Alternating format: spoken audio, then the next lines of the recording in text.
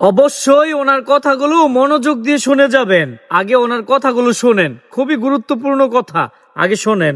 আপনারা 12 তারিখের আগে যে প্রতিশ্রুতিগুলি দিয়েছিলেন সেই প্রতিশ্রুতি 12 তারিখের পরে কোনোটাই বাস্তবায়ন করেন নাই। মাননীয় প্রধানমন্ত্রী আপনি বলেছিলেন যার জবানের ঠিক নাই তার ধর্ম নাই। তাহলে কি আমরা ধরে নিচ্ছি বাংলাদেশে বর্তমানে প্রধানমন্ত্রী ধর্মবিহীন? আপনারা সংবিধানের দোহাই দিয়ে আসেন। আপনারা কি সংবিধান মেনে কি আপনারা সরকার গঠন করেছেন? করেন নাই। শুধুমাত্র আমাদের ত্যাগের বিনিময়ে 24শে জুলাই আন্দোলনের বাধ্য দিয়ে আপনারা ক্ষমতায় আসছেন। আপনারা কোনো সংবিধান দিয়ে আসেন নাই। তাই সংবিধানের বাইরে যেখানে 69% গণভোট জুলাই সনদকে বাস্তবায়নের জন্য দিয়ে আপনারা 12 তারিখের আগে যে প্রতিশ্রুতিগুলি দিয়েছিলেন সেই প্রতিশ্রুতি 12 তারিখের পরে কোনোটাই বাস্তবায়ন করেন নাই। মাননীয় প্রধানমন্ত্রী আপনি বলেছিলেন যার জবানের ঠিক নাই তার ধর্ম নাই। তাহলে কি আমরা ধরে নিচ্ছি বাংলাদেশে বর্তমানে প্রধানমন্ত্রী ধর্মবিহীন? আপনারা সংবিধানের দোহাই দিয়ে আসেন। আপনারা কি সংবিধান মেনে কি আপনারা সরকার গঠন করেছেন? করেন নাই।